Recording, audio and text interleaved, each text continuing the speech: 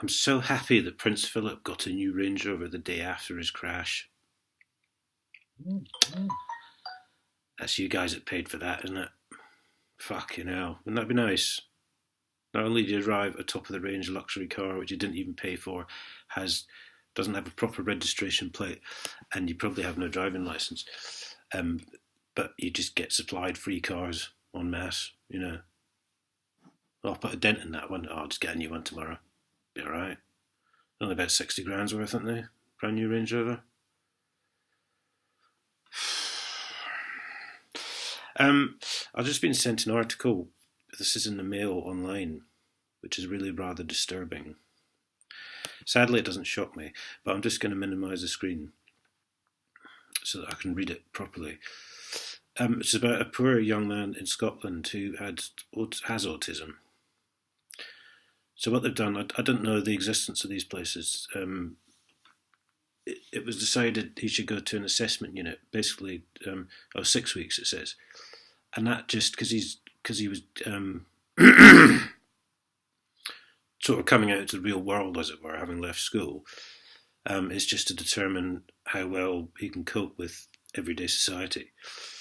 And yet they put him in this place, and in days he was sectioned under mental health laws without his family's knowledge. And this is 13 years ago, and he's now locked up in a psychiatric hospital in Scotland. I mean, this is just incredible, really.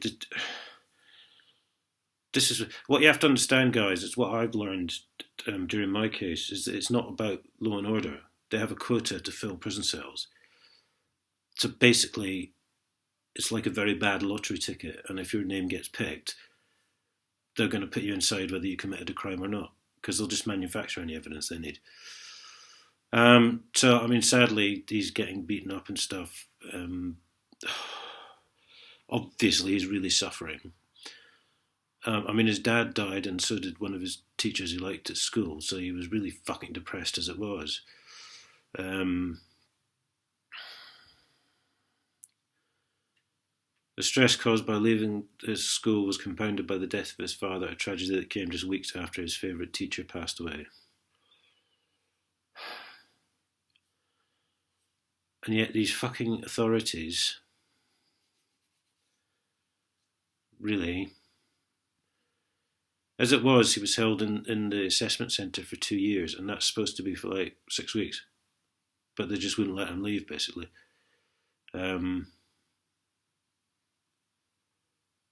Basically drugged up all day. You know, it's not pleasant fucking reading.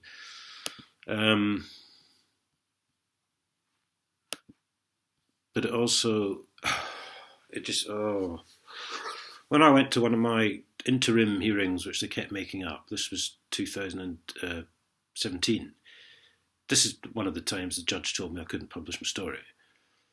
I found out later there was actually, they'd put my name on a prison cell in Peterborough because they thought they were going to have me in it that night. And that's for an interim hearing.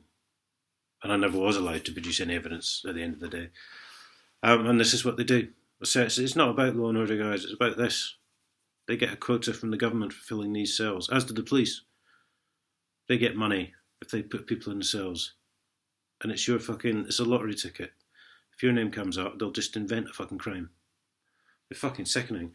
This guy Goddard, this yellow vest guy, I was aware he'd been arrested. But I hadn't realised that they basically, they invented a whole load of charges against him. So they've released him, and now apparently the police are harassing him and his family, which is what they used to do here. Come around all hours of the day and night all the time. I mean, God knows how many times we were here when my flatmate wasn't in. There was just the times I knew about that he was there, and obviously knew they'd turned up. They're vile fucking animals, guys. This is what they do. It's all fucking this in their back pocket. That's what fucking law and order is anymore now. The law now is fucking incidental. Doesn't matter. They'll just fucking make it up as they go along. They're fucking vile Nazi pricks. I mean, I really hope with things like Guy Goddard now, people are looking at this channel more, because this is exactly what I've been saying, and that's exactly what happened to me. And thankfully, like the poor unfortunate lad in Scotland, they didn't actually manage to get me inside any kind of prison, because I still would have been languishing there, I can guarantee you that.